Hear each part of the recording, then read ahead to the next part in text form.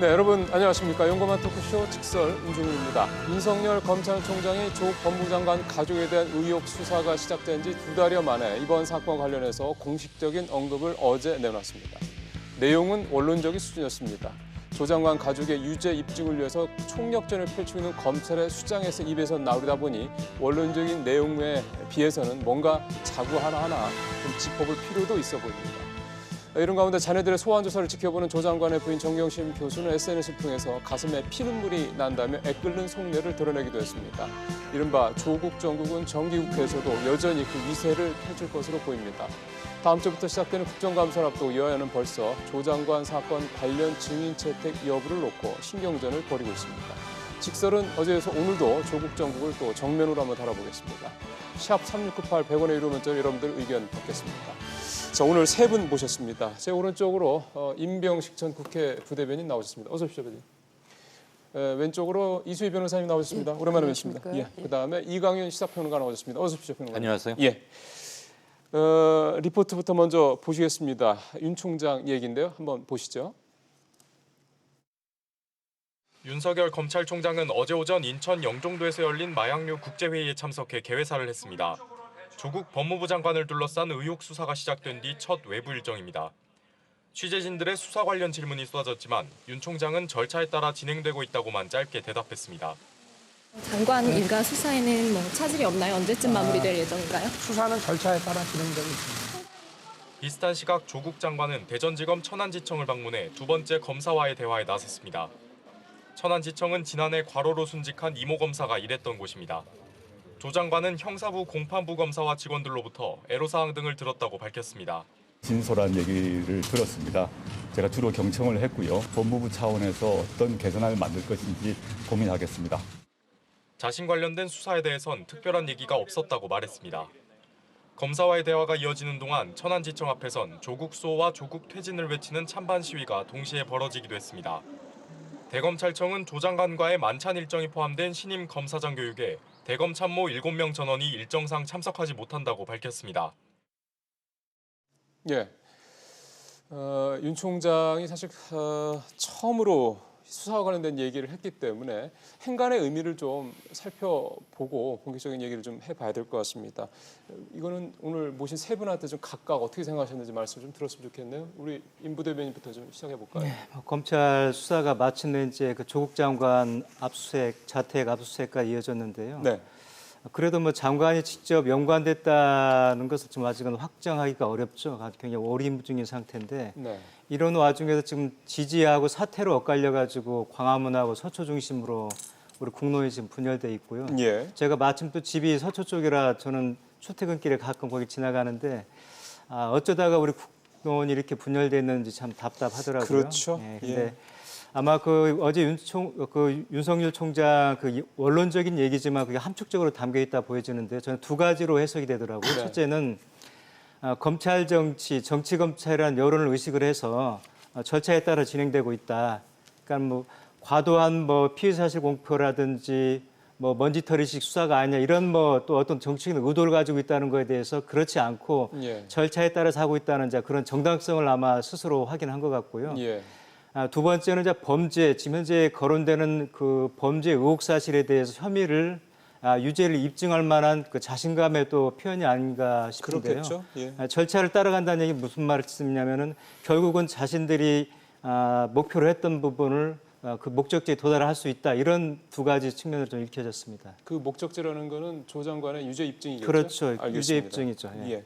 이수희 변호사님 생각도 한번 들어보겠습니다. 예, 뭐 윤석열 총장의 그 말은 할 일을 하고 있다 지금 검찰은. 그러니까 뭐 지금 여권에서 얘기하는 이거는 수사가 아니고 정치다라든가 뭐 그렇죠, 이런 그렇죠. 비판에 네. 대해서 지금 검찰이 할 일을 하고 있다라는 것을 이제 우회적으로 표현한 것 같습니다. 예. 그리고 조국 장관의 자택에 대한 압수수색에 대해서 뭐 과한 거 아니냐 이런 그 비판에 대해서도 이거는 영장 자체가 법원에서 발부된 거니까 그런 적법한 절차에 따라서 또 적절한 범죄 소명에 따라서 발부됐고 네. 그렇게 집행되고 있다. 뭐 11시간 동안 40몇 평 아파트를 뒤졌다. 뭐 이런 비판에 대해서도 우회적으로 다 절차에 따라서 적법하게 하고 있다라는 그 메시지를 보낸 것 같습니다. 그래서 저거는 국민에 대한 메시지도 있지만 그렇죠. 현 여권에 대한 그렇죠. 메시지도 강하다고 보입니다. 예.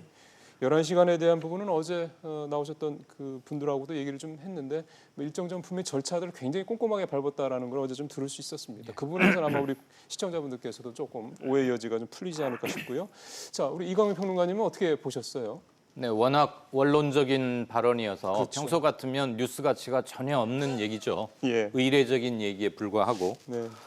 과잉 수사 논란이 점점 커오지 않습니까? 네. 더군다나 조국 장관 자택 압수수색을 기점으로 여론 향배도 조금씩 바뀌는 듯한 그렇습니다. 여론조사가 몇 개 나오고 있고요. 그거에 대해서 그렇지 않다. 우린 법질서 정해진 절차에 입각해서 수사하는 것이지 과잉이 아니다. 국민 법감정 일부에 대해서 총장으로서 말한 것 같고요. 또 하나는 문 대통령이 조국 장관 임명하면서 그런 발언을 하셨죠.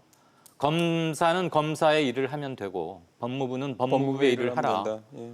우리는 검찰로서 지금 할 일을 하고 있는 것이다라는 그런 정도로 해석했습니다. 예. 어찌 보면은 뭘 그렇게 지금 세 분 다 공이 말씀하신 대로 원론적인 얘기를 가지고 이렇게 자구자구 하나 이렇게 쪼개서 해석할 필요가 있겠느냐. 그 뭔가 자꾸 거기다 의미를 부여하려고 하느냐라고 생각하시는 분들도 계실 수 있을 것 같긴 합니다. 사실 그 정도로 어떻게 보면은 여기에 쏠려 있는 여론이라든가 여러 가지 함의들이 그만큼 크고 깊어졌다라는 뜻으로도 해석이 됩니다. 앞서 윤 총장이 얘기했던 절차에 따라 진행되고 있다라는 이 검찰 수사 얘기를 조금 더 이제 들어가 보겠습니다. 먼저 조국 장관 가족들에 대한 수사 얘기부터 좀 시작을 해보겠습니다. 24일입니다. 그제 검찰이 조국 장관 아들을 소환 조사를 했습니다. 사실은 아들 얘기는 그동안 저희가 그렇게 뭐 크게 깊이 다뤄본 적이 없어서 좀 의외라고 생각하셨던 분들도 계실 것 같습니다. 그래서 아들을 소환해서 16시간 동안 이제 조사를 했는데요. 이 얘기부터 좀 해봤으면 좋겠습니다. 아들이 왜 갑자기 이렇게 소환 조사가 되고 이렇게 떠오른 걸까요? 조 교수가 재직 중인 학교가 서울대 교수지 않습니까? 그런데 그 법대 산하에 공익인권법센터란 있죠. 기구가 있습니다. 근데 거기에서 인턴을 했는데 인턴하고 나서 받은 그 증명서가 허위다는 게 이제 이게 또 어떤 언론에서 제기가 되면서 이게 좀 수사가 딸에서 이제 초점이 이제 아들로 넘어갔는데요. 예. 뭐 또 그 압수된 그 PC 안에서 뭐 그 조국 장관 아들의 그 저기도 있지만은 또 그 지인의 또 아들의 또 그 증명서도 같이 좀 발견이 네. 되고 그래서 네. 이게 기존에 이기가 있었던 것처럼 어떤 품앗이 교수들끼리 품앗이 해주면서 스펙 품앗이 예, 얘기죠? 스펙 품앗이 하고 예. 그 와중에 그런 증명서를 인턴했다는 증명서를 위조로 한 게 아니냐 이런 것 때문에 지금 그 수사가 거기까지 좀 번졌는데요. 예. 요거 역시도 이제 여러 가지 논란은 좀 있습니다. 이게 지금 뭐 확정을 해가지고 이게 위조라든지 뭐 또 인턴에 참여를 했다든지 안 했다든지 이것도 좀 논란이 있는데 좀 더 수사 상황을 지켜봐야 될 것 같은데 다만 16시간 동안 그 수사를 해야 될 만큼 그게 이렇게 과중한 건지에 대해서는 좀 논란이 좀 있습니다. 그 얘기는 조금 이따가 예. 좀 더 한 번 더 깊이 좀 다뤄보겠고요. 이 변호사님께서는 검찰의 이 아들을 불러서 한 수사 포인트가 지금 서울대 인권법센터 인턴 증명서 요 정도 말고 또 다른 게 있을까요? 그걸 통해 가지고 이제 이 조국 장관의 아들의 경우에는 외국에서 대학을 나와서 그렇죠. 외국 대학을 졸업을 하고 국내에 로스쿨을 지원을 했다가 안 되고 작년에 지금 연세대의 그 정치 관련된 정액과 대학원에 지금 예. 그 다니는 걸로 알려져 있는데요. 네네. 지금 이 그 서울대 공익인권법센터의 이 그 인턴 증명서가 대학원에 그 지원하는데 쓰이지 쓰였다. 않았느냐라는 거를 지금 저 수사를 하고 있는 거예요. 근데 일각에서는 그런 얘기를 해요. 임명 전에 얘기가 됐던 거는 조국 장관의 딸 문제였었는데, 그래 아들 문제는 뭐 크게 거론이 안 됐었는데, 뭐 이 수사를 하다가 조국 장관하고 관여가 잘 드러나지 않으니까 아들 쪽하고는 관여된 게 조국 장관의 관여 개입이 좀 더 가능성이 높으니까 이쪽을 파고 있는 거 아니냐. 만일 조국 장관의 개입, 관여에 된 죄 쪽이 그 이 아들의 서울대 공익인권법센터의 인턴 증명서하고 관련된 것만 있다라고 하면은 이거는 검찰의 수사가 그러니까 이거는 이제 검찰의 패배다. 뭐 이걸로 조국 장관의 사퇴를 요구한다 그러면은 애초에 임명 전에 나왔던 얘기와 다르기 때문에 뭐 이런 경우에는 검찰이 역풍을 맞을 거다. 뭐 이런 얘기를 하시는 분들도 있어요. 하지만 첫 번째 나왔을 때 조국 장관을 이제 내정을 하고 네. 후보자가 된 후에 첫 번째 나온 것이 그 당국대의 의학 논문이었죠. 병리학의 의학 논문. 그걸 어떻게 고등학교 1학년, 2학년 학생이 제일 저자가 될 수 있냐. 그게 워낙 큰 이슈였기 때문에 그러면 그 제일 저자로 등재를 해준 그 당국대 장 교수의 아들은 그러면 뭘 받았을까? 서로가 뭔가 주고받은 거 아니냐. 스프마시니까. 그랬더니 예. 그 아들이 지금 서울대 공익인권법센터에 인턴 증명서를 받았다는 거예요. 그리고 딸도 받았어요. 조국 장관의 딸도 받았죠. 그러면서 또 보니까 아들도 또 받았어요. 네. 그래서 아들까지 간 거거든요. 거기다가 또 이 조국 장관의 부인인 정경심 교수가 딸의 동양대 총장 명의의 표창장을 네. 표창장을 받았다 해서 그게 또 부산 의전원에 쓰였는데 이 표창장을 보니까 이게 조국 장관 부인이 임의로 작성한 것 같단 말이에요. 총장의 위임을 받지 않고. 그런 의혹이 그게 있죠. 결국은 기소가 예. 됐죠. 예, 그걸로. 예. 공소시효 때문에 부랴부랴 마지막 날 기소를 했습니다. 그러니까 이 아들의 이 혐의에 대해서는 없던 것을 탈탈 털어가지고 나온 것이 아니라 이미 그 얘기들이 그 임명 전에도 거론이 됐지만 딸의 제1 논문 저자가 워낙 큰 이슈였고 워낙 큰 공분을 사는 예. 일이었기 때문에 조금 더 주목을 못 받았을 뿐이다. 예. 그래서 저는 그 아들에 대한 그 소환 조사에 대해서 이것은 뭐 검찰이 그 먼지 털기식 수사다라고 이해찬 그 대표는 비판을 했지만 그런 시각으로만 볼 것은 아니다. 그리고 또 하나는 윤석열 총장의 스타일이 있는 거예요. 수사 스타일, 기소 스타일이.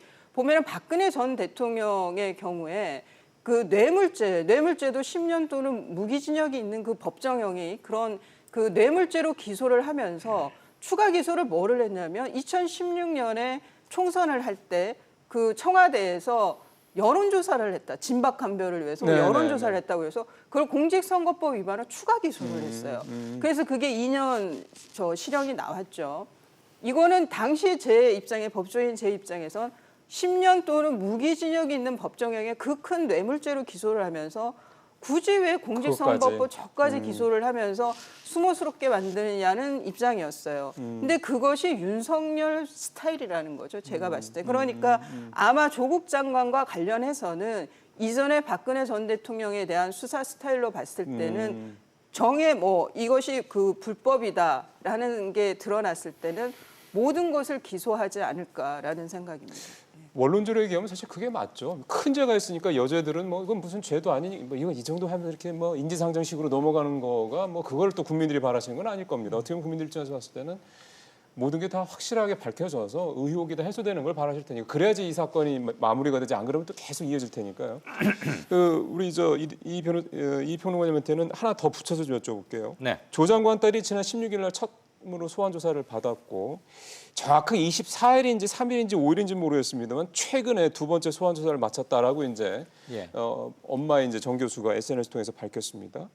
그러면은 딸도 물론 뭐 입시 비리 부정 의혹부터 해가지고 여러 가지 이제 표창장 다양한 의혹들이 있긴 합니다만은 두 번이나 소환을 되고 아들도 소환이 되고 예. 그러니까 이제 어떻게 보면은 이제 자녀들에 대한 소환까지 확대가 되고 있는 그런 모양새인데 전체적으로 이런 부분들을 어떻게 좀 보고 계십니까? 물론 대한민국 검찰이 그럴 리는 없을 거라고 철석같이 믿고 싶고 사실이 그러할 겁니다. 그러나 그동안 검찰의 이른바 수사 관행 중에 네. 뭐 별건 수사, 먼지털이 이런 얘기가 있었던 걸 부인할 수 없지 않습니까? 그럼요. 예.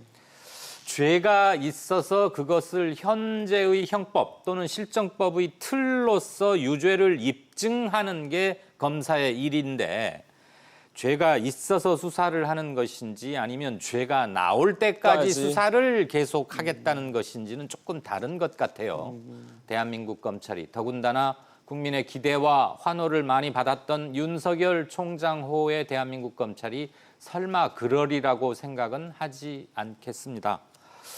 애초에 이 문제는 조금 전에 이 변호사 말씀 중에 그 고등학교 2학년 학생이 어떻게 논문의 제1저자가 되느냐라는 뭐 신문의 특종부터 시작됐고 그때 국민정서법이 일단 크게 반응했고 그렇죠. 화를 냈죠. 그게 현행법상 뭐가 문제가 되는지를 낱낱이 따질 사람은 많지 않았겠고 법조인들조차도 좀 헷갈려 했을 거예요. 위법한 건지. 그런데 그 전에 화가 났지 않습니까? 그렇죠. 이게 말이 되느냐. 그것도 더군다나 조국 교수의 자제가 그런 일이 있었다니. 그러다가 이제 법리, 유무죄, 실정법 어느 걸 위반했느냐로 왔다가 이거 검찰 수사가 너무 과잉한 거 아니야. 죄가 나올 때까지 파거나 죄를 혹시 만들려고 하는 건 아니겠지라는 그런 것은 물음표가 생겼다는 것만으로도 수사기관의 신뢰도에는 결정적인 영향을 미치는 건데 다시 국민정서법으로 돌아오고 있는 지점이 아닌가. 그때랑은 물론 적용이 좀 다른 거군요. 예, 물론 검사나 경찰이 앞으로 검경 수사권 조정을 하면 경찰의 몫이 더 커질 텐데 네. 수사기관이 국민 정서나 여론이나 눈치 보아가면서 수사해서는 정말 안 되죠. 끝까지 파야 하는 거 맞습니다. 다만 수사에도 지켜야 할 룰이라는 게 있고 그 절차가 있지 않습니까? 네. 11시간 얘기도 들어보니까 압수수색 영장을 2번이나 고치느라고 아마 그동안에는 압수수색이 이루어지지 못했겠지요. 네. 어쨌거나 정치적인 측면에서는 그런 것 세세하게 따지지 않습니다. 42평인가 3평짜리 아파트에 7명인가 9명인가 가서 11시간을 뭐 했을까?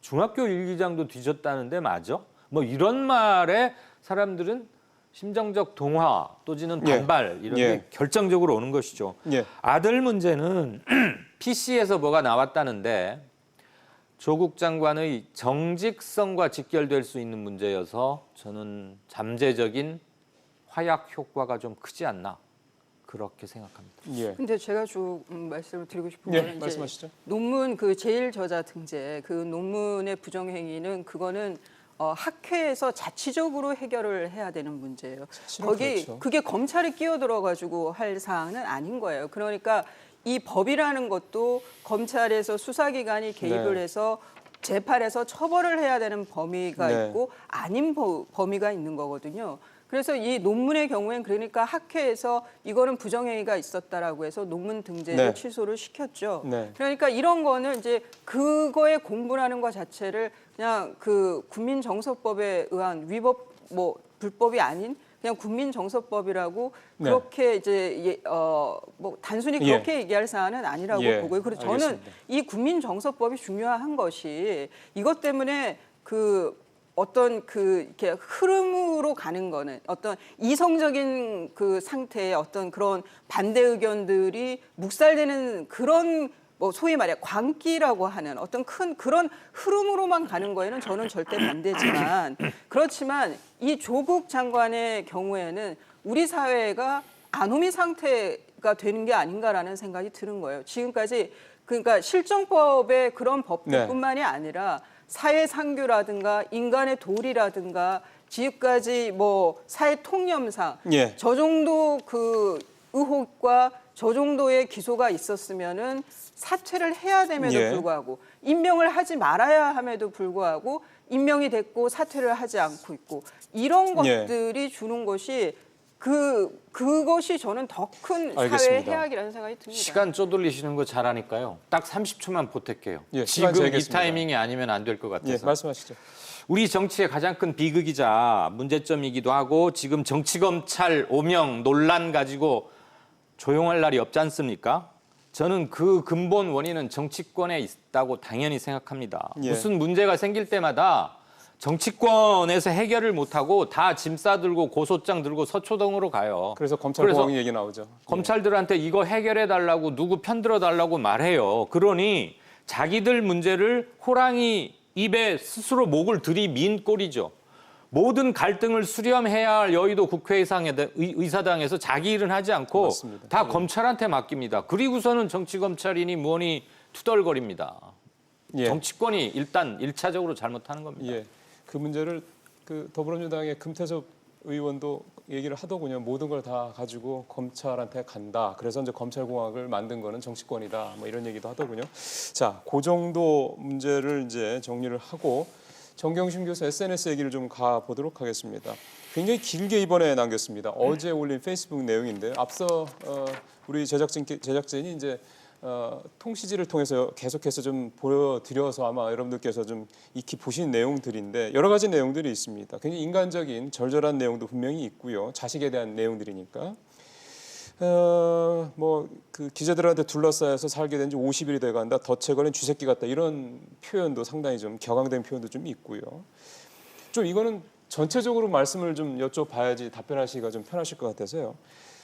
첫 번째는 이 아들이 10시에 소환이 돼서 16시간 조사를 받고 새벽에 들어왔다. 조서를 읽어보니까 나쁜 놈으로 살았다고 돼 있더라고 이제 아들이 엄마한테 했던 정 교수한테 했던 얘기가 좀 있고요.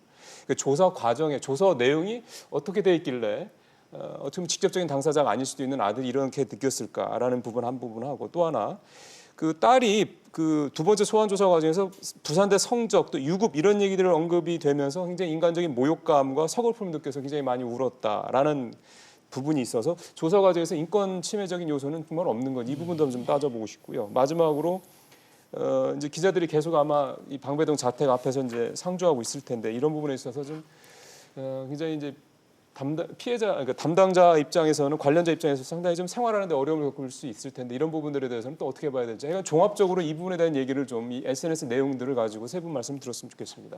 우리 부대님부터 한번 좀 말씀해 주시죠. 먼저 그 정경심 교수죠. 그분이 이제 딸 아들에 대해서 이렇게 피력을 한 건 부모 입장으로서 저는 충분히 공감이 가고요. 저도 이제 개인적으로 기자 생활을 25년을 했었는데 기자들이 가장 초기에 많이 가는 데가 경찰서, 검찰이지 않습니까? 누구보다도 경찰, 검찰에 대한 두려움이 없는 직업 중에 하나가 기자 직업인데 그런데도 불구하고 저도 제가 언론중재 제소가 피소가 돼가지고 이제 검찰 수사도 한번 받고 경찰 조사를 받았는데 굉장히 두렵더라고요. 좀 막 5만 가지 생각이 다 나더라고. 기자가 이럴 정도면은 아마 일반인들은 굉장히 그런 공포감 비슷한 게 있을 겁니다. 그런데 또 거기에 자기가 굉장히 사랑하는 아들과 딸이 가서 본인의 일 때문에 이렇게 조사를 과도하게 받았다는 데에서 피력하는 것은 충분히 공감을 하고요. 다만 저희가 지금 한국당이라든지 이런 우익 정권에 대해서 욕을 하고 손가락질한 게 뭐냐면은 박근혜 탄핵을 거치고 나서도 한 번도 제대로 된 반성문을 쓰지 않고 거기에 대한 국민들이 그만큼 그때 3달 이상 길거리에 나가서 시위를 하고 그랬죠. 촛불 시위를요. 예. 거기에 대한 그런 상처 입은 국민들에게 진솔한 사과를 지금까지도 안 하고 있단 말이죠. 그러듯이 지금 이번에 한 50일 가까운 이 조국 정쟁 와중에서 가장 상처 입은 게 국민들인데 네네. 적어도 저는 거기에 대해서 국민들에 대한 또 어떤 죄송한 마음도 본인이 의도를 했던 의도하지 않았던 공직자의 아내로서 국민들에게 이런 심려를 끼쳐드려서 죄송합니다 정도를 달았으면 더 좋았을 텐데 그런 얘기는 그 부분이 없었죠. 빠진 게 좀 아쉬운 게 들고요. 여기에 또 관련해가 저희들이 좀 주목을 해야 될 게 언론들이 지나치게 과도하게 물론 취재 경쟁은 좋은데 그 인권이라는 것도 생각을 해야 되는데 뭐 취재 경쟁의 그 빌미로 해가지고 인권이 좀 사장되는 그런 부분을 좀 저희들이 경계를 해야 될 것 같고요.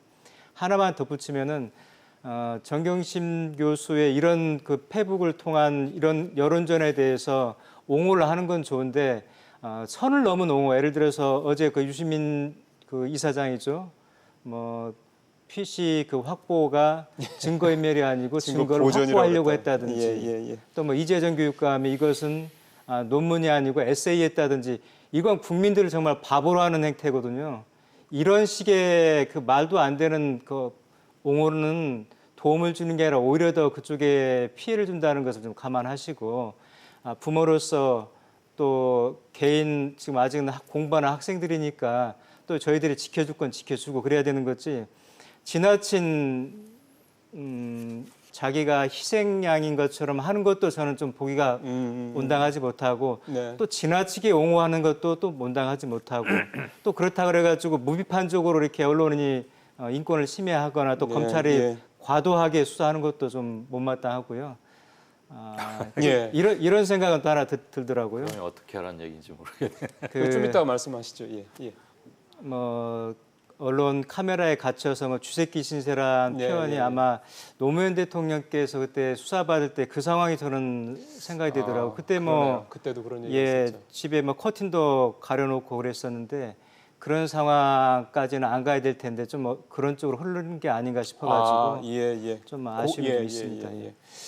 그제 저 압수수색했을 때 조국 장관이 그 일반인들이 이제 서민들이 이제 느낄 만한 그런 어떤 그 강제 수사에 대한 그 심정을 절절히 느꼈다 이런 표현을 했는데 그때도 이제 좀 아쉽다라는 말씀을 하셨던 분들의 얘기는 국민들에 대해서 어쨌든 이렇게 무리를 일으켜서 죄송하다 이런 얘기를 했으면 좋았을 것이다라는 얘기도 있었는데 역시 SNS와 관련해서 우리 정 교수도 그런 얘기를 한 마디라도 덧붙였으면 어땠을까라는 말씀 좀 알고 이렇게 다음 우리 이광윤 평론가님한테 좀 말씀 들어보죠.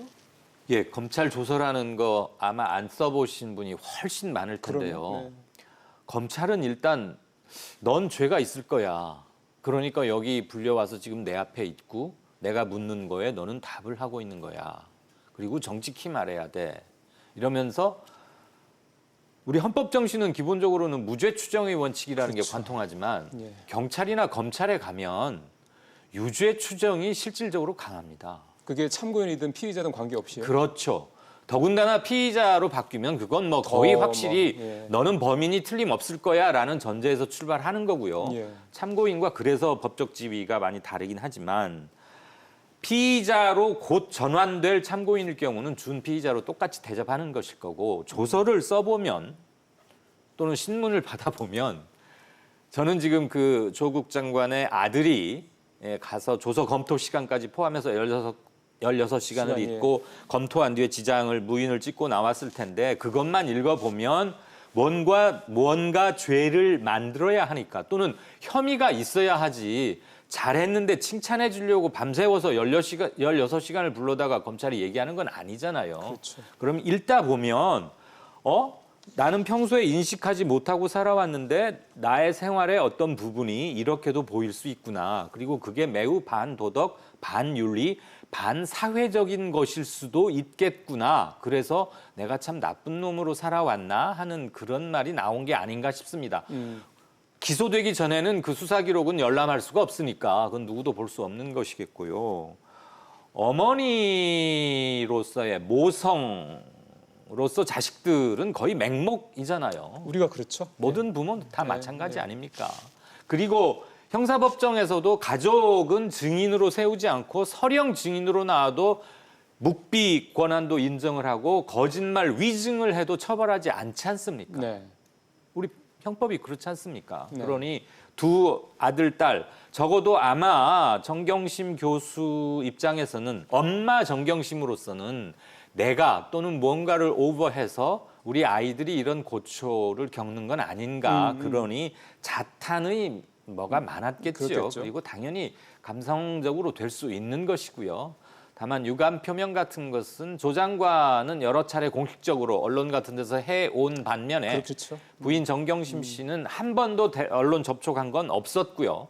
다만 페이스북이 세상과 통하는 유일한 공간이라면 그럴 때 유감과 사과 이런 건 글쎄요. 하는 게 물론 좋았겠죠. 그러니까요. 네. 자, 이 부분에 대해서는 아무래도 조금 더 이제 법조인이시기 때문에 어떻게 보고 계세요? 법조인이기도 하고 또 국민의 한 사람으로서 이 정경심 교수의 SNS 저 글의 전체적인 뉘앙스는 검찰 탓을 하고 있는 거죠. 예. 그럼 누나 생일날 검찰에 가 소환돼서 진술을 해야 되는 상황을 만든 게 누굽니까? 검찰이 만들었나요? 그건 정경심 교수 본인이 만든 거거든요. 네. 저거는. 그리고 조국 장관 본인들이 만든 거고. 그러면 아이들 눈높이에서 봤을 때도 부모로서 저는 참 상당히 미안할 것 같고 그렇죠. 부끄러움도 분명히 있어야 된다고 생각이 드는데 정경심 교수의 저 SNS의 그 뉘앙스라든가 전체적인 이런 취지들을 보면 상당히 자기중심적인 판단을 하고 있다. 나는 아무 잘못도 없는데 당시 제도가 다 그랬었는데 뭐 나만 이랬느냐 뭐 왜 나만 갖고 그래 뭐 이래서 유명했던 분도 있지만 그렇죠. 완전 좀 그런 식의 그래서 유감이라든가 죄송하라든가 이런 말들이 없다라고 해서 또 한 번 실망을 시키고 또 공부를 자아내게 하는 거죠. 그런데 저는 저 16시간 조사 이게 이제 검찰에 가서 조사를 해보면 네. 그 중간에 휴식 시간들도 있고 또 이 타이핑을 해야 되기 때문에 그러니까 이제 컴퓨터에서 자판으로 두들겨야 되거든요. 그러면 이제 이런 시간들까지 모르겠어요. 영상 녹화를 했는지 어떻는지는 모르겠지만 보통 하지 않습니까 요즘에 인권적인 문제 때문에? 뭐 그것도 이제 피의자가 동의를 해줘야 피의자인지 참고인인지를 모르겠어요. 아들의 경우에는 예. 뭐 참고인일 가능성이 지금 20대지만 여하튼 그러면은 이제 시간이 이렇게 그러니까 허비되는 시간들이 있는 거예요. 그리고 16시간을 했을 땐 이게 이제 야간에 그 조사가 되게 되면 검찰에서 앉아 있으라고 해서 앉아 있는 게 아니에요. 변호인하고 온 그렇겠죠. 아들하고 할 때 다 동의를 구하는 거예요. 그러면 저는 저렇게 새벽까지 조사가 계속된 거는 2번 오지 않고 그냥 오늘 다 끝내겠다라고 해서 검찰하고 지금 그 아들 또 아들의 변호인하고 다 동의를 해줘서 새벽까지 이루어진 거라고 보고요. 또 예. 하나는 뭐 중간에 휴식 시간도 있고 그리고 또 어떤 나와 있는 증거들이 있을 때 거기에 대해서 대조해야 되는 시간도 있고 다른 사람 진술한 거에 대해서 또 그 보여주면서 또 진술한 것도 맞춰보기도 하고 또 그리고 이게 좀 열람하는 시간이 있어요. 그런데 이제 좀 조심스러운 말씀이지만 이제 그 연예인들의 어떤 조사에서 뭐 12시간, 13시간 고강도 조사를 받고 나왔습니다 하는데 실제 몇 시간은 그 민원실에 앉아 있다가 오는 경우도 있어요. 그러니까 뭐 시간에 얽매일 필요는 없군요. 예, 언론 플레이를 그렇게 시간으로 쓰는 경우들도 있어요. 그래서 저는 이거는 뭐 16시간이라고 그래서 정말 이것을 그 엄마 정경심 교수 입장에서 봤을 땐 피눈물이 나는지는 몰라도 이걸 고지고대로 볼 일은 아니다는 생각이 듭니다. 그러면은 그 딸이 2차 소환 조사에서 굉장히 어떤 인간적인 모멸감을 느꼈다, 모욕감을 느꼈다, 뭐 이런 부분들 같은 경우는 이게 사실 조사 과정에서 좀 기술적으로 조금 뭔가 이렇게 좀 아니, 그 얘기가 그럴 수도 있지 뭐냐면 않을까 싶어서. 부산대 의전원에서 그 유급을 받은 거 사실이잖아요. 그건 사실이죠. 예, 그런데도 장학금이 200만 원씩 계속 나갔다는 거 아니에요? 그러면 이제 유급한 거에 대해서 물어볼 거 아니에요. 그렇죠. 근데 본인은 그게 뭐 자랑스러운 일은 아니니까 그리고 좀 뭐 감추고 싶은 일이었다면 그걸 자꾸 묻는 거에 대해서 본인은 스무스럽게 생각할 수는 있죠. 하지만은 그게 수사에 필요하면 물어볼 수밖에 없는 거예요. 근데 그런 거는 조사를 받고 나온 그 딸 입장에서 엄마한테 그런 거는 저는 충분히 하소연할 수 있다고 있죠. 봐요. 예. 자꾸 그런 거 묻는데 나 너무 모욕감을 느꼈다 뭐 이렇게 할 수는 있지만 그게 그러면은 그 수사에서 완전히 이탈해서 그 지금 피해자로도 전환할 수 있다고 하는데 하여튼 그래서 피고발인 신문으로 조사를 받았는데 그 딸에 대해서 모욕감과 수모를 줘서 뭐든 하여간 뭐 본인들에게 검찰에 유리한 진술을 이끌어내기 위해서 그렇게 막 그런 수단으로 뭐 유급을 물어봤다든가 그러면은 그거는 예. 문제가 되지만 그게 아니라면은 그럼 뭐 정상적인 질문이었다면 본인의 느낌과 수사관의 질문은 또 다를 수 있다. 그렇겠죠. 예. 저는 그 부분에 대해서는 조금 생각이 다른데요. 예, 어떻게 보십니까? 왜 부산대 의전원에서 그런 장학금이 지급됐는지는 그동안 숱하게 보도가 됐어요. 물론 보도가 됐으니까 검찰더러 수사하지 말란 얘기는 물론 아닙니다. 다만 검찰은 그 특수한 성격의 장학금이더군요. 대개 장학금은 우리는 공부가 성적이 뛰어나거나 집안이 어려운 편인 줄 알았는데 그 의전원에 고받은 소천인가 고천인가는 소천장학금이요. 그것은 예. 성격이 특수했잖아요. 네. 특별히 격려하기 위한 거. 그러면 그 장학재단을 만든 그 운영위원회 장학금 측에 물어보면 되는 것이지 굳이 그 학생한테 그걸 물을 이유는 저는 없다고 보고 네. 장학금을 받은 사실은 있느냐 정도는 확인할 수 있지만 성적 유급이란 말을 굳이 검찰이 조사, 신문 과정에서 사용한다는 것은 정말 납득이 안 갑니다. 적합한 질문이 아니었다 이거죠? 네, 그 학생한테 물을 얘기는 아닌 거죠. 조국 장관의 딸이 받아야 할 질문은 아닌 것 같고 알겠습니다. 장학금을 준 곳에 물었어야 되는 질문이 아닌가 싶습니다. 알겠습니다. 근데 제가 이제 좀 예, 여담을 하자면 조금만 예, 이게 짧게. 이제 특수부잖아요. 이게 이제 여기 가보신 분은 거의 없어요. 특수부는 뭐 그야말로 상위 1% 분들이 가서 조사를 예, 받거나 특수부를 국민들이 흔하게 가면은 예, 흔하게 갈 수가 없어요, 여기는. 근데 저는 이제 중수부의 선거법 위반으로 한번 이제 그 대변인 할 때 가서 조사를 받은 적이 있는데 그때 제 결론은 뭐였냐면 야, 여기 정말 죄 짓고 들어오면은 모든 걸 얘기하고 가겠구나. 이건 일반 형사부하고는 이 분위기가 달라요? 완전히 달라요. 중수부나 뭐 특수부나. 그런데 여기가 또 한편에 뭐가 있냐면 그런 이제 그 왜 교도소, 구치소에서 범털, 개털 얘기하듯이 그래서 뭐 이렇게 좀 돈도 있고 권력 있는 사람이 오면은 좀 잘해주고 이런다는 얘기가 있듯이 여기도 또 그에 맞춘 예우들을 해주는 것이에요. 그러니까 저는 이 조국 장관의 아들, 딸들이 가서 수모스럽게 조사를 받았을 거다. 저는 그거는 정말 현실성이 없는 주장이라 어쨌든 생각합니다. 그 직속 상관의 자녀들이니 아무리 물론 좀 저희가 좀 정확하게 피의자로 소환되든지 성물 소환되는지는 저희가 확인을 못했습니다만 설사 그렇더라도 그렇게까지 나중에 책 잡힐 짓을 하지는 않을 것이다. 알겠습니다. 그래서 이제 이런 부분들이 이제 뭔가 좀 여론조사에 지금 딱 마침 적절하게 나오는데 이렇게 영향을 좀 미치고 있습니다. 앞서 우리 이광민 평론가께서는 이제 국민 정서가 다시 이제 초창기 때는 분노했지만 이제는 약간 동정 쪽으로 가는 게 아니냐 그런 지적을 마침 해주시기로 했는데요. 리얼미터가 조사한 내용을 좀 24일입니다. 그제인데 전국에 19세 이상 성인 501명을 대상으로 했던 거고요.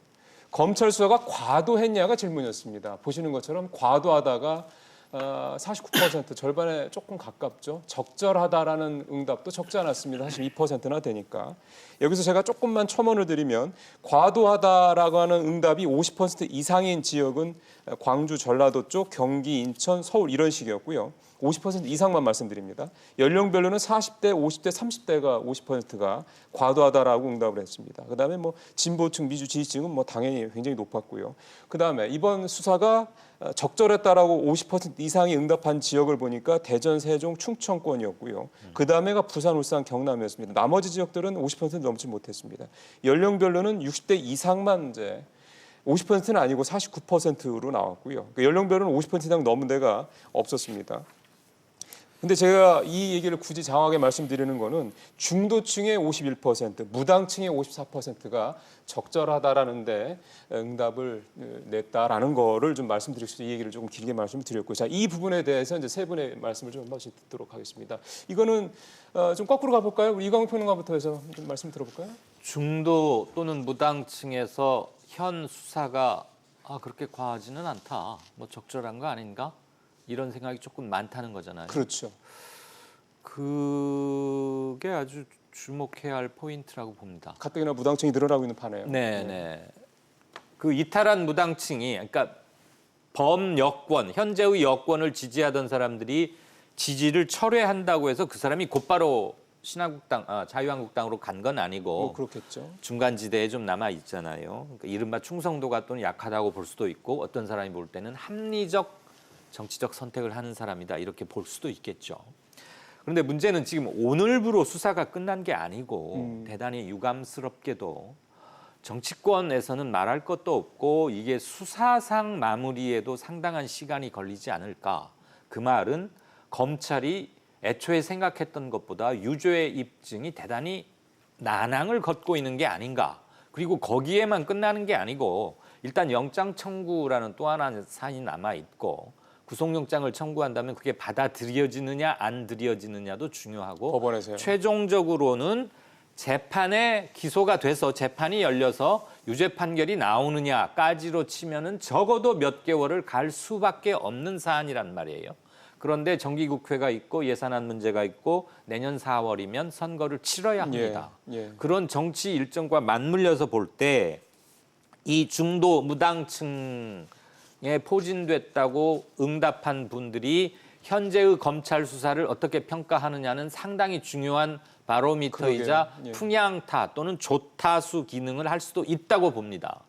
물론 아까도 말씀드렸지만 여론이나 정서를 눈치를 보면서 수사를 하지는 않고 그래서도 안 돼요. 네. 그런데 결국은 정치적 행위로 수렴되는 과정에서는 이들이 스윙보터 역할을 할 수도 있는 것이라면 이 사람들이 어떻게 보느냐가 굉장히 중요하고 정치권에서는 당연히 지금 채점 그리고 계산을 하고 있을 터인데 그렇죠.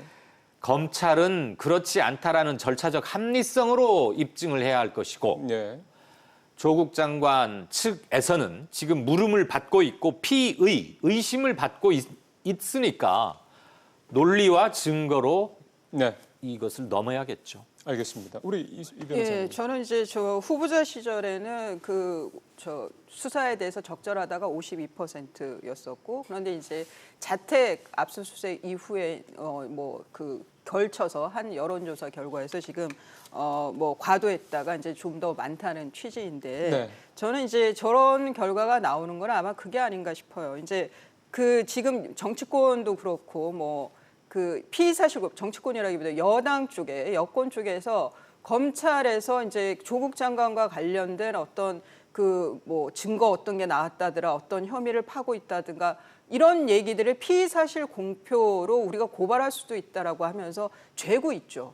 그것도 피의 사실 공표 고발을 경찰에다가도 할 수 있다라고 그렇게 검찰 얘기하더군요. 입장에서 봤을 때 상당히 수모스러운 그런 옥죄고 있는데다 그러니까 지금 전혀 얘기가 안 나오고 있어요. 언론인들이 열심히 이제 취재를 해서 조금씩 나오는 거 가지고 이제 보도가 되고 있는데, 거기에다가 또 하나는 검찰 쪽에서도 지금 조국 장관 현직 장관이기 때문에, 법무부 장관이기 때문에 저는 예우 차원에서 정말 함구를 해주고 있는 것 같아요. 그러니까 왜냐하면 중간중간 이렇게 브리핑을 안 예, 하고 그런 게 브리핑도 안 하고, 왜냐하면 그래서 조국 장관이 어떤 어떤 혐의 사실에서 피의자로서 압수수색이 됐다든가 어떤 혐의에 대해 피의자로 신분 전환 피의자가 될 가능성이 있다든가 이런 거에 대한 보도가 거의 없다 보니까, 그러면 아내인 정경심 교수하고 아들, 딸의 문제만 나오는데 장관의 자택을 압수수색하는 건 좀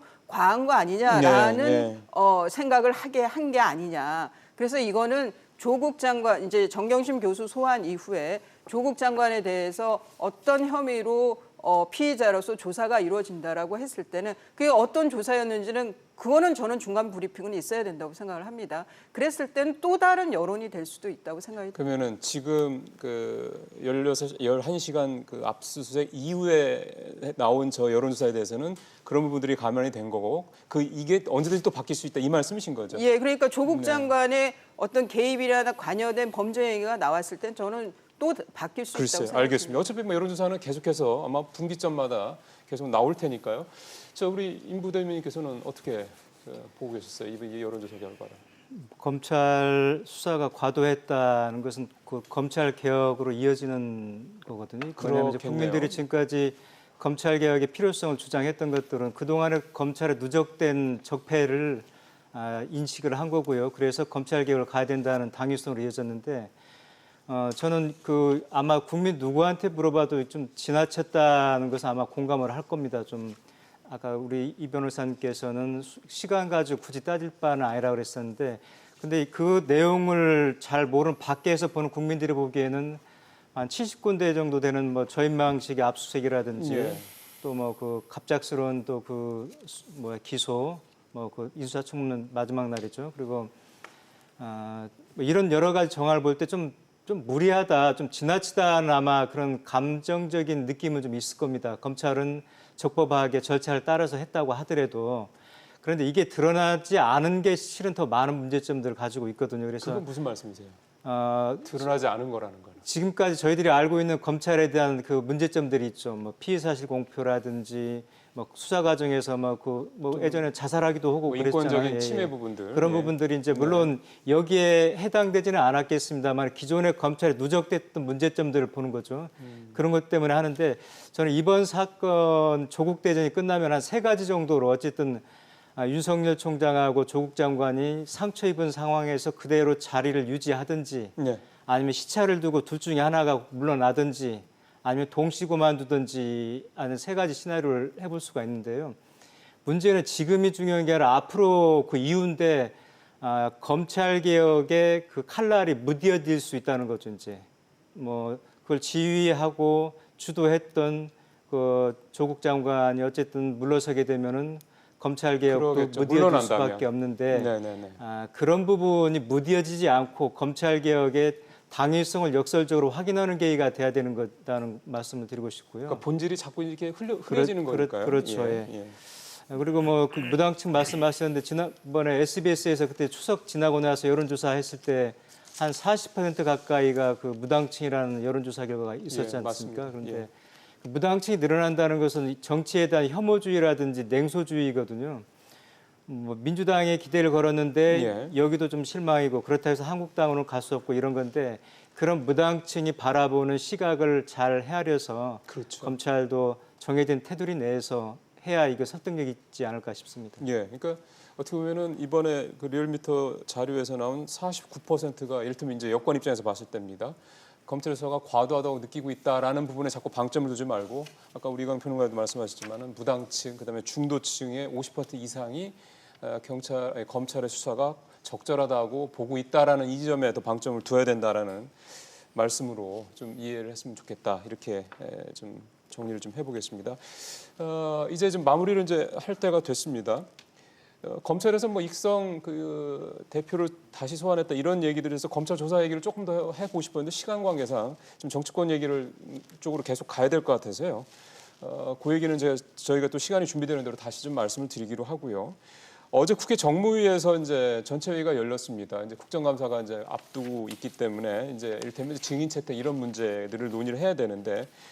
조 장관 가족의 정무위 같은 경우에 이제 이 사모펀드를 직접 이제 관할하기 때문에 이 조 장관 가족의 사모펀드 관련 의혹을 묻기 위해서 이제 일반 증인을 채택하는 문제였고 여야가 입씨를 벌이다 결국 이제 증인 채택이 불발이 됐습니다. 그래서 이제 일단 드는 생각은 증인 채택이 왜 불발되느냐, 여당이 증인 채택을 반대한 이유는 뭐냐, 그 일반 증인들은 누구냐 이런 부분들에 대한 궁금증이 좀 생길 수 있을 것 같습니다. 그래서 이런 부분들에 대해서 좀 정치권에서 좀 이 국정감사를 앞두고 좀 다시 이제 줄다리기가 시작되는 이 부분 관련해서 이제 세 분이 어떻게 연결돼서 보고 계신지 말씀 좀 듣도록 하겠습니다. 이광희 평론가부터 실시하시죠. 예, 제가 국정감사 마지막 취재를 했던 게 한 10년 전쯤 같은데요. 10년 전까지는 계속 취재를 했었죠. 그 이후로는 뉴스 소비자 입장에서 또는 데스크 입장에서 봐왔지만 아마 이번 국정감사가 가장 어느 위원회 이름과 무관하게 이른바 조국 국감이 되지 않을까. 그렇겠죠. 그리고 파란도 가장 많고 끝날 때쯤이면 또 욕도 가장 많이 먹을 국감이 아닐까 싶고요. 벌써 어제 1차로 증인이 항상 지금 조금 법이 바뀌어가지고 여야 합의로 해야 되지 않습니까? 예. 그리고 일주일 전에 통보해야 되는데 10월 2일부터 국감 시작하면 어제 끝났어야 돼요. 그러니까 어제 합의를 해서 통보를 했어야 되는 거군요. 그 이후로 서령 합의를 해서 통보해도 그 증인이 안 나오면 처벌할 뭐 강제로 데려올 아무런 뭐가 없지 않습니까? 그런 부분도 있군요. 물론 이제 국감이 그날 하나만 끝나는 거 아니고 그날 시작되긴 하지만 앞으로 이건 어느 상임위원회에서나 계속될 텐데 가장 많이 걸리는 건 법제사법위원회하고 정무위, 펀드, 사모펀드 그다음에 관련된데. 교육도 피해갈 수는 없겠죠. 예. 제발 상식적으로 저 정도에서는 따져도 된다. 그다음에 제도 개선을 위해서 논의해야 되는 거 아니냐. 그 나머지에서는 조국 얘기 안 했으면 좋겠습니다. 그래야지 본질적인 부분들을 그런데 테니까요. 국감 기간 중에 확실한 한방이거나 그동안 공개되지 않았던 특종성이거나 네. 해당 면에 토업은 가야 되는 것 의원들은 그게 아쉽잖아요. 아니면 모두 다 장에 가니까 조국 보따리 들고 장에 가니까 나만 계란 꾸러미 들고 가서 팔 수는 없지 않습니까? 네. 그래서 상임위 이름과 관계없이 다들 조국을 들먹일 텐데 그걸 그렇게 해봐야 잘 안 팔릴 겁니다. 이럴 때 정책 국감 하는 게 돋보일 수도 있다. 오히려 네. 거꾸로요. 네. 예. 우리 이 변호사님은 또 실제로 국감에 그 자리에 앉아서 직접 질의도 해보셨던 분이시라 좀 더 생각이 좀 아니요. 있으실 것 저는 그 전직 의원 출신이 아니라서 그거는 그렇군요. 그런 제가 잘못 거- 알고 있었습니다. 예.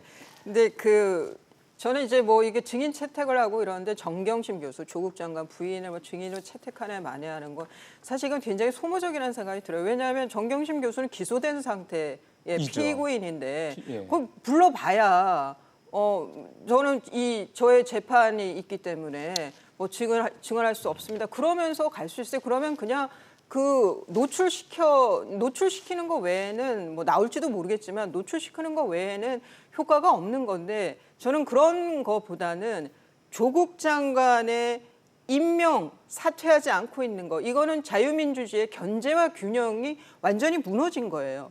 국회에 대해서 그 견제 기능이 전혀 그 쓸모가 없게 된 거고 뭐 이런 거에 대한 그 질의가 있어야 된다고 보이고 그리고 또 하나는 정말 중요한 거는 경제, 외교, 국방이죠. 이거는 조국 이 그거랑 사태에서 관계없이. 완전 블랙홀에 빠져가지고 이쪽 얘기를 안 하고 있는데 네. 이번 국감에서는 그 부분하고 같이 그런데 이제 언론 입장에서는 이 세 부분은 크게 이제 재미가 없는 거죠. 좀 이렇게 강한 자극이 되는 뭔가 이슈는 화끈한 게 있어야죠. 이제 조국 네. 국감인데 네. 저는 이거는 이제 법사위에서 어떤 이전에 인사청문회하고 재판이 될 네.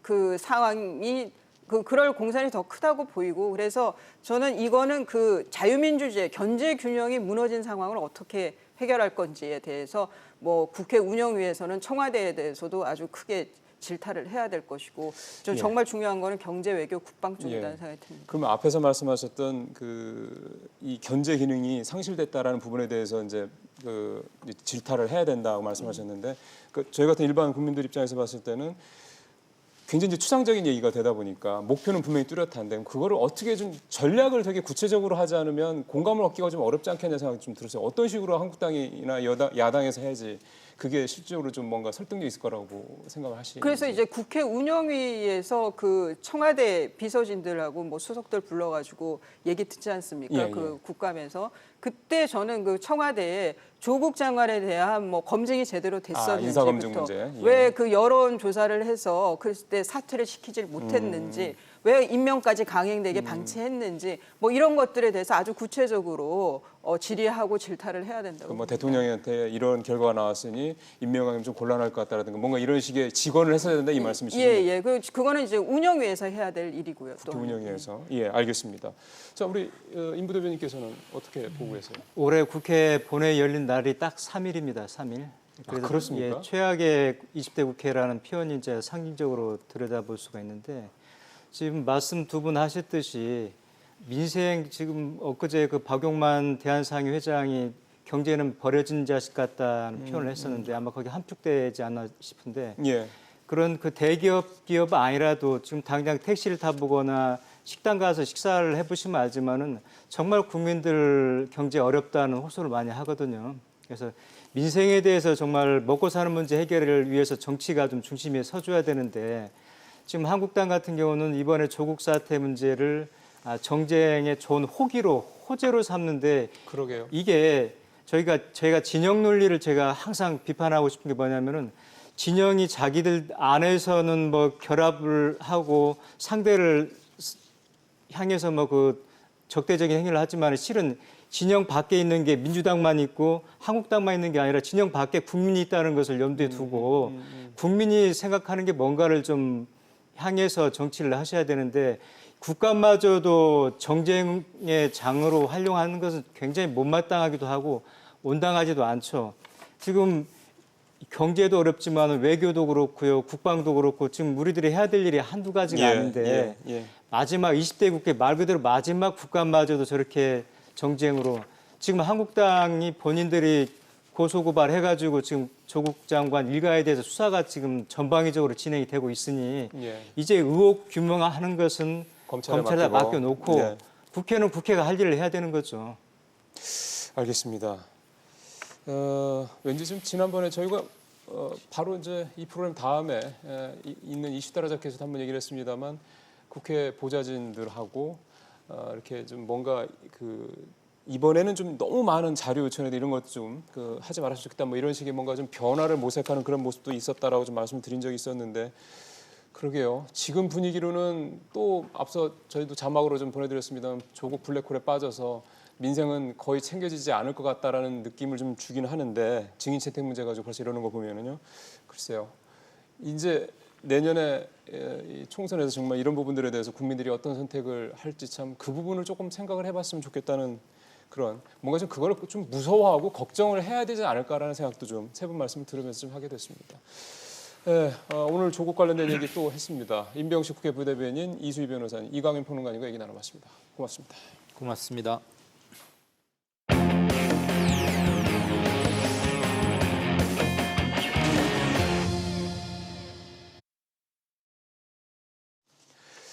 예, 오늘 국회에서 대정부 질문이 이제 시작이 됩니다. 그래서 이제 앞서도 우리가 얘기를 했습니다만 20대의 마지막 정기국회 막이 좀 어렵사리 이제 오르게 됩니다. 근데 제2 조국 청문회를 변론 야당 또 조국 방어에 총력을 다할 여당 격돌 예상이 돼서 벌써부터 참 걱정이 좀 됩니다. 이슈 따라잡기 잠시 후에 김수미 평론가와 함께 이어가도록 하겠습니다. 오늘 정치 분야를 시작으로 내일은 외교 통일 안보, 모레와 다음 달 1일은 경제와 교육 사회 분야 대정부 질문이 예정돼 있습니다. 이어 19일에 걸친 국정감사가 이어집니다. 일찌감치 제2의 조국 청문회, 조국 국감을 예고했던 자유한국당은 야권 공조로 해임 건의안을 추진하겠다며 공세 수위를 높였습니다. 더불어민주당은 검찰 피의사실 공표에 대한 고발 검토에 이어 팩트체크 태스크포스를 구성하겠다며 연일 검찰 수사에 강한 견제구를 날렸습니다. 조국 논란에 국감 증인 채택도 진통을 겪고 있습니다. 법무부를 피감기관으로 둔 법제사법위원회는 어제 333명의 기관 증인을 채택했지만 핵심 쟁점인 조 장관 의혹 관련 증인 채택은 불발됐습니다. 한국당이 법무부가 아닌 국회 국감을 요구하면서 장소조차 매듭짓지 못했습니다. 조국 방탄감사로 만들려고 작심을 한 것 같습니다. 조국을 법무부 장관으로 인정하지 못하는 이상 법무부 청사에 가서 국정감사를 할 수 없다. 조국 방탄 국정감사 그것이 아니라 조국을 빌미로 해서 조국장을 빌미로 해서 정치 선동작으로 만들려고 하는 국정감사가 아닌가. 조국 장관 일가 사모펀드 의혹을 다룰 정무위에서도 일반 증인 채택이 불발되는 등 상임위 곳곳에서 파열음을 냈습니다. 예, 저희가 앞 코너에서 했던 그 뒷부분의 걱정이 이제 그대로 이제 담긴 내용들이네요. 참 이 초반부터 일단 정말 어렵게 시작을 했는데 이번에 정기국회 그 일정들이 일단 상당히 초반부터 좀 걱정됩니다. 네, 그렇습니다. 그리고 이제 국감이라든가 이런 중요한 일정들은 차질이 없어야 할 텐데 이 국감이 이제 조국이라고 하는 하나의 주제로 좀 함몰되어 가는 것이 아닌가라는 맞습니다. 그런 걱정이 들게 만드는 그런 장면들을 또 보셨습니다. 예. 글쎄요, 지금 뭐 국정감사는 아직 이제 한 일주일여 정도 다음 주부터 시작되니까 좀 남긴 했는데 앞서 세 분의 전문가들도 공이 같은 얘기를 하셨지만 이번에도 그러면 상당히 좀 향후에 뭐 총선이나 공천 때나 이런 때 좀 여파가 크지 않을까라는 그런 걱정마저 듭니다. 국민들이 그냥 가만히 계실까라는 그런 생각도 좀 들고요. 자, 정치권 얘기 조금 더 이어가 보겠습니다. 먼저 나경원 원내대표가 김정은 답방설 이거는 이제 지난번에 국정원에서 네. 11월 달에 부산에서 이제 열리는 그 회의에 김정은 위원장이 올 수 있다. 요 얘기를 했기 때문에 그 얘기가 나온 건데 이게 이제 북풍이다 이른바 이거를 제기를 했어요. 네. 국면 전환용이다 이 얘기겠죠. 네, 그렇습니다. 근데 이제 국회 정보위원회에서 국정원에서 보고한 내용에 들어가 있었다고 하는데 그러니까요. 11월에 한국 아세안 회의에 이제 올 수도 있다. 김정은 위원장이 올 수도 그러니까요. 있다라고 얘기를 했는데 여기 일단 전제가 붙어 있어요.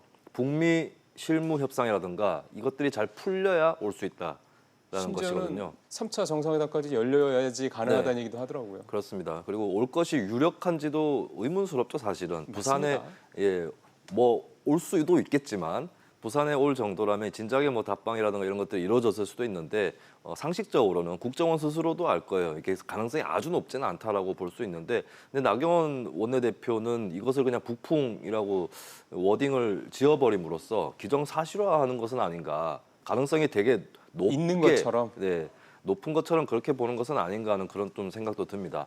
그래서 아니 예. 가능성 없는 일을 왜 그렇게 얘기하십니까? 이렇게 되받는 것이 자유한국당으로서 더 나은 방안이 오히려. 아닐까 예. 그런 생각도 드네요. 그렇게 하면은 자연스럽게 국정원장의 그 발언이 마치 이제 북풍을 과거 정부들처럼 네. 북풍을 이용하는 듯한 어떤 전략으로 보일 수가 있는 건데 그거를 본인이 얘기를 하면서 오히려 거꾸로 된 상황이 돼버렸다라는 건데 이 그리고 관련 이제 북풍이라는 단어에 대해서도 좀 조심스러울 필요가 있는 게 과거의 북풍 사례를 보면은 남한, 북한 양쪽 정권이 적대적이던 시절이었습니다. 그렇죠. 근데 적대적이었는데 무슨 공작을 해가지고 선거 때 어떤 일을 터뜨리게 한다 이런 거였거든요. 시나리오 줄거리들이. 근데 이제 이거는 이제 우리 현재의 문재인 정부 같은 경우는 적극적인 남북 화해를 꾀하고 있는 그런 정부고 그렇다면 이제 김정은 위원장 답방을 위해서 노력한다라고 했을 때는 대놓고 국민들 앞에서 보이는 데서 지금까지 해왔던 행보하고 일관되게 추진하겠다 이런 얘기이기 때문에 그렇죠. 예. 이것을 북풍이라고 그렇게 이름을 짓기는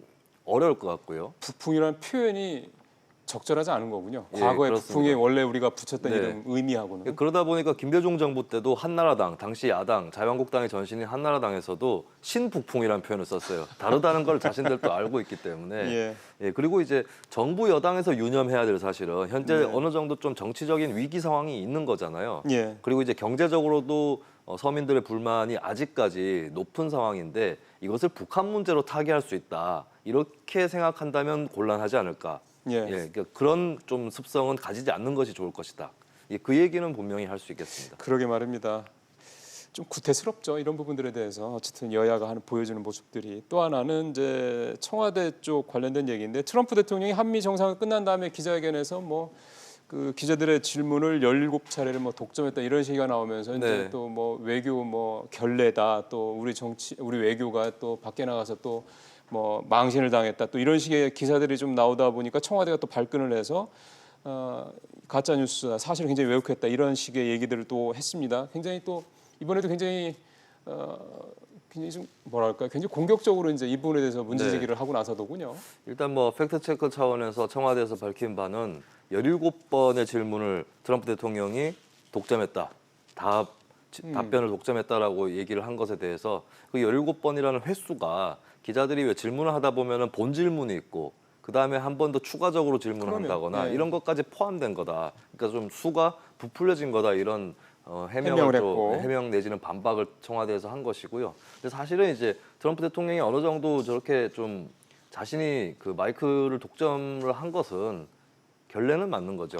근데 이제 청와대 입장에서 또 한국 정부 입장에서 미국 대통령에 대해서 결례를 범했다라고 대놓고 지적하기는 좀 어려운 그런 좀 외교적으로 곤란한 상황에 처해져 있는 그런 것을 또 보여주는 것 같습니다.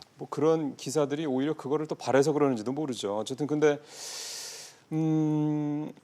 청와대도 상당히 민감한 것 같습니다. 그러니까 네. 그러니까 이를테면 팩트 체크를 해서 팩트가 아닌 기사들도 분명히 나올 수 있죠. 그런 부분들에 대해서 굉장히 이렇게 아주 꼼꼼하게 이렇게 체크를 해서 이제 그거에 대해서 반박을 일일이 하는 어떤 그런 것들이 좀 더 늘어나고 있는 게 아닌가 생각도 좀 들고요. 네, 그렇습니다. 이번에도 그냥 이렇게 좀 진행을 하다가 보니까 그렇게 되었고 그리고 이제 질문들이 아무래도 트럼프 대통령이 답변할 만한 것 더 많았다. 이 정도로 좀 접근을 하는 것이 더 낫지 않았을까 그런 그렇죠. 생각은 들고요. 사실은 근데 청와대에서 언론 보도에 대해서 대응을 하고 반박하는 것은 저는 자연스러운 일로 이제는 인정해야 된다고 생각합니다. 오히려 과거와 같은 권위주의 정부 시절에서는 언론이 청와대에 대해서 직공을 하는 것이 대단히 어려웠기 어려웠죠. 때문에 어차피 이렇게 반박을 할 이유도 없었던 것이고 그리고 이제 87년 이후에 좀 과도기적인 민주화 시기에서는 언론은 언론대로 이제 우리는 옛날과 다르게 청와대라든지 권력을 좀 때릴 수 있다라고 생각을 하는 반면에 청와대에서는 이거 잘못 나섰다가는 또 독재라고 비난을 받거나 하지 않을까 언론 해서 통제하려고 또 든다는 식으로 얘기를 그래서 썼으니까. 그때는 오히려 이제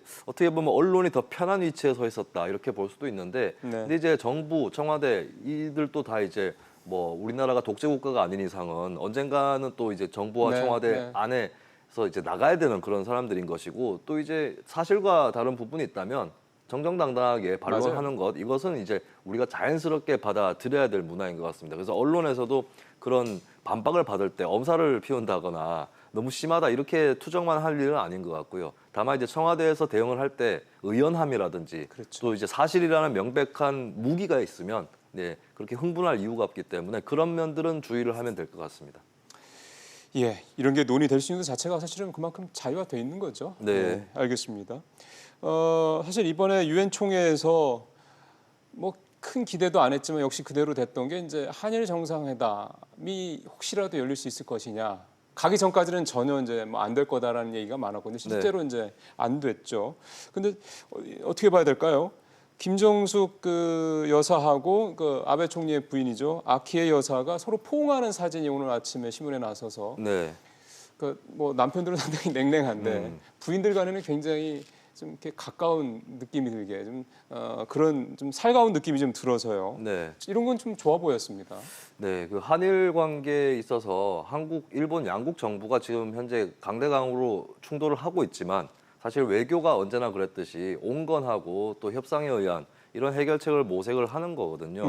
그리고 이제 단적으로 문화예술, 스포츠 이런 분야들은 국가 간의 사이가 좀 나쁘더라도 전쟁을 하지 않는 이상은 계속 교류를 하는 그럼으로써 숨통을 틔워주는 역할을 하고 있는데 그렇죠. 어떻게 보면은 이제 양국의 퍼스트 레이디가 그렇게 한편으로는 우리가 아주 그냥 틀어진 사이다 아니다. 그렇죠, 그리고 인간적으로 그렇죠. 서로 예, 미워하지는 않는다. 예. 협상의 가능성이 있다. 이것을 또 보여줬다고 볼 수 있겠습니다. 그리고 특히 이제 아베 총리의 부인 같은 경우는 아케 여사요. 네.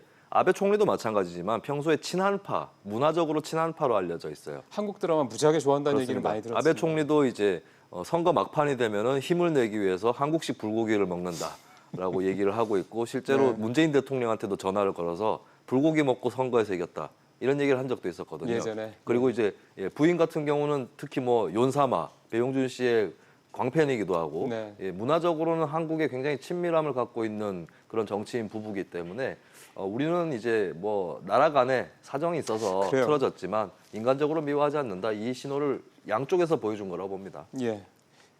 어떻게 뭐 전쟁을 말씀하신 대로 전쟁을 하지 않는 한 그렇게 평생 척지고 살 수 있겠습니까? 네. 뭔가 이렇게 또 영부인들 간의 이런 어떤 친화력을 통해서 조금씩의 어떤 틈을 만들어낼 수 있다. 뭐 그런 기대도 좀 가질 수 있는 거겠고요. 계속해서 며칠 동안 나왔던 그 SNS를 두고 설전을 했던 것 중에 하나가 문 대통령의 아들인 문준용 씨, 그다음에 곽상도 한국당 의원 간의 이 설전입니다. 문준용 씨가 나는 또는 내 아내는 그 며느리죠 대통령이 네. 문 대통령 찬스 즉 아버지 찬스를 쓰지 않았다 쓴 적이 없다 뭐 이런 식의 얘기를 하면서 이게 얘기가 되고 있는데 어떻게 보고 계세요? 정부 사업 중에서 메이커 운동 활성화 지원 사업이라는 게 있고 이제 그 문준용 씨의 부인이자 문 대통령의 며느리죠. 그 분이 이제 소프트웨어 업체에 있으면서 이 사업에 선정이 됐어요. 여기에 대해서 대통령 찬스 쓴 거 아니냐, 시아버지 찬스 쓴 거 아니냐 이렇게 얘기를 한 것이고. 시작이 그거군요. 네, 그렇습니다.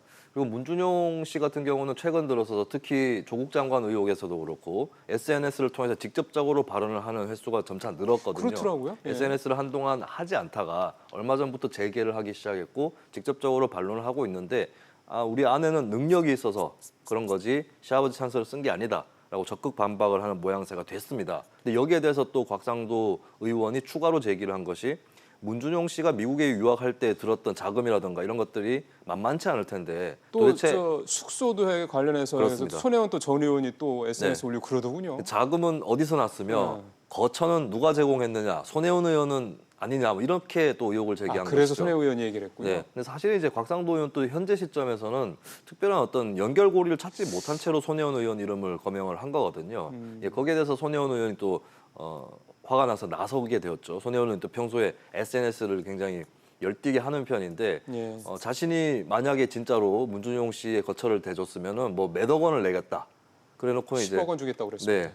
곽상도 의원이 말이 틀린 거라면 틀린 것이 드러난다면 내가 한 500원 내겠다. 이런 식으로 또 응수를 하는 예. 그런 진풍경이 또 SNS로 연출이 됐습니다. 이거 보면서 특히 이제 그 문준용 씨가 이제 유학 갔을 때 이런 얘기를 이제 또 이제 의혹 제기를 하는 거 관련해서 또 예전에 노무현 대통령 때 네. 또 연상이 되는 분들도 좀 많으실 것 같습니다. 글쎄요, 뭐 그 국회가 열려 있는 상황이니까 발언에 대한 불체포 특권을 뭐 잘 활용하고 있는 거라고도 볼 수 있겠지만 글쎄요, 근거 없이 자꾸 뭐 어떤 의혹 제기라는 네. 부분에 대해서는 또 본인이 책임을 져야 되겠죠. 근거가 있다면 당연히 뭐 수사를 하면 되는 거고요, 나중에. 자, 한국당 얘기 조금 더 들어가 보겠습니다. 검찰에서 패스트트랙 관련해서 당시 실무진들을 뭐 이렇게 조사를 하겠다 이런 얘기가 좀 나온 상황이어서 네. 그래서 이제 당 지도부라든가는 이제 걱정하지 말았던 뭐 이런 식으로 이제 그 실무자들 뭐 무마도 하고 뭐 이런 얘기도 나오고 있다고 그러는데 이제 네.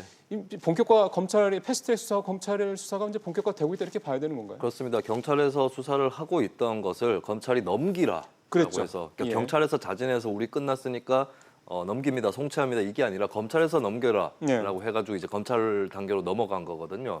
이것은 이제 앞으로 좀 급물살을 탈 수 있는 그 기소까지 시간이 얼마 안 걸릴 수 있는 그런 가능성이 높아진 것이고. 검찰에서 조사할 네. 때. 예. 그리고 이제 아시다시피 조국 장관에 관련한 굉장히 맹렬한 수사가 진행 중이라서 국민 여론들이 조국 장관에 대한 찬반을 떠나서 자유한국당에 대해서도 같은 잣대를 들이대야 된다라고 하는 그러네요. 여론은 대다수일 겁니다. 뭐 지금 뭐 먼지 털이식 수사한다는 네. 얘기가 나오고 있는 판이니. 최근에 뭐 검찰을 두고 검찰이 독주를 한다라는 여론 또 한간에 있지만 사실 검찰이야말로 국민 여론의 눈치를 굉장히 많이 볼 수밖에 없거든요. 그렇죠. 조 장관 수사도 사실은 맞습니다. 국민 여론의 눈치를 봐서 또 예, 이루어지는 예, 측면이 있는데 예. 그렇다면 이제 거꾸로 자유한국당 패스트트랙 이것은 사실 글쎄요, 소환의 필요성이 아주 강하게 느껴지지도 않는 게 CCTV라든지 이 자료 화면에 다 잡혀 있습니다. 예. 그렇다면 기소까지 가는 거는 뭐 시간 문제라고 볼 수 있겠죠. 근데 이제 검찰에서 점차 소환 조사를 하게 될 것이고 국회의원들은 떠나서 국회의원들 전에 뭐 당직자라든지 그러니까요. 보좌관이라든지 이런 인사들은 쉽게 또 소환을 할 수가 있는 겁니다. 근데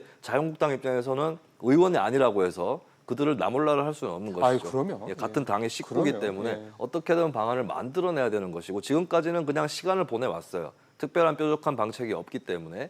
그리고 나경원 원내대표가 얼마 전에 자기가 책임지겠다라고 그러게요. 예. 얘기를 했는데 그것은 이제 자기가 책임지고 자기가 그냥 수사를 받는다를 포함할 수도 있는 거거든요. 그렇게 해야 되는 거 아닙니까? 사실은? 그렇게 사실은 홍준표 전 대표도 지적을 했는데 네. 나경원 원내대표가 다 책임져라. 그러면은 조금 더 해결하기 쉬워진다라고 SNS로 또 얘기를 한 적도 있었습니다. 네, 네. 그래서 나경원 원내대표도 조만간 고민을 해서 방침을 정할 확률이 좀 더 높아진 것이고 어쨌든 지금까지의 무대응에 가까웠던 전략은 지금 재고되고 있다라고 볼 수 있죠. 말씀하신 대로 이 이슈가 만약에 커진다고 그러면 어찌 보면은 이른바 조국 정국에서 한국당이 이렇게 공격적으로 이렇게 공세를 펼치는 데서 상당히 뭔가 이렇게 힘이 빠지는 네. 그런 요소로 작용할 수 있다는 거잖아요. 네, 그렇습니다. 그리고 조국 장관 이 전국에서 자유한국당이 윤석열 검찰 굉장히 응원하는 그런 모습을 보여왔는데 그렇죠. 예, 본인들이 소환해달라는 그런 요청을 받았을 때 소환에 응해달라 요청을 받았을 때 거부한다면 또 그러면